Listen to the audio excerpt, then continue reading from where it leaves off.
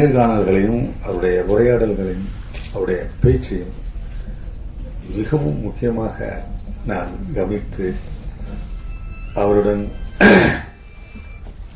அவருக்கு ராஜன் சார் சொன்ன மாதிரி அவர் அனைவருக்குமான தலைவர், பொதுவான தலைவர். அவரோட இந்த மேடையில் ஷேர் பண்றது வந்து எனக்கு ரொம்ப பெருமை. இதற்கு வாய்ப்பளித்த அருண்குமார் அவர்களுக்கும் முருகசாமிக்கும் என்னுடைய நெஞ்சம் நிறைந்த நன்றியை தெரிவித்துக் கொள்கிறேன். ஏன்னா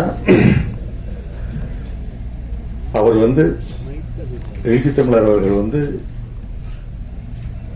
அவருடைய குணநலன்களை வந்து அவருடைய பயோகிராபிய நான் கொஞ்சம் கொஞ்சமா நான் பார்த்துட்டு இருக்கேன். அவர் வந்து அவருடைய அந்த பணி வந்து திரைப்படம் மூலமாக பதிய வைக்கப்பட வேண்டும் என்று நான் கேட்டுக்கொள்கிறேன். அதற்கான முயற்சியை யாராவது தொடங்கினால் அதற்கு நான் ஒத்துழைக்க கடமைப்பட்டுள்ளேன்.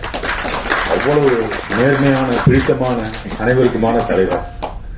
அவரை வணங்குகிறேன். முருகசாமி அவர்கள் வந்து எனக்கு கல்லூரியிலேருந்து என்கிட்ட இருக்கிறாரு. அவர் ஒரு ஷார்ட் பிலிம் எடுத்து என்கிட்ட காமிச்சு என்னுடைய கூட இருப்பார். அவர் ஒரு நல்ல நடிகரும் கூட.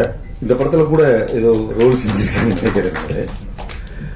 நான் என் பட உதவியாளராக மட்டுமில்லாமல் நான் நடிக்கும் படங்கள், குறிப்பாக பொன்னியின் செல்வன்ல பண்ணும்போது அவர் கூடயே அந்த 1 மாதம் 2 மாத காலங்கள்ல என்னோட பயணிச்சாரு.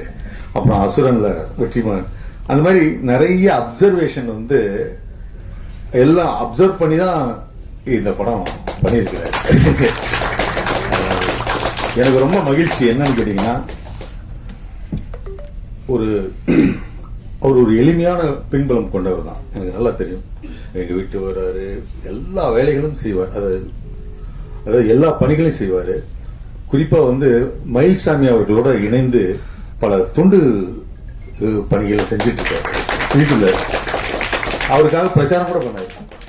அந்த அளவுக்கு அவர் வந்து ரொம்ப டவுன் டு எர்த் மேன். அவர் வந்து இப்படி ஒரு இயக்குனராக இருப்பது எனக்கு ரொம்ப மகிழ்ச்சியும் எனக்கு ரொம்ப பெருமையாகவும் இருக்கு. அதற்கு வாய்ப்பளித்த தயாரிப்பாளர் அருண்குமார் அவர்களையும் அந்த யூனிட் எல்லாத்தையுமே நான் ரொம்ப மகிழ்ச்சியோட வாழ்த்துறேன். லிசி ஆண்டனி அவர்கள்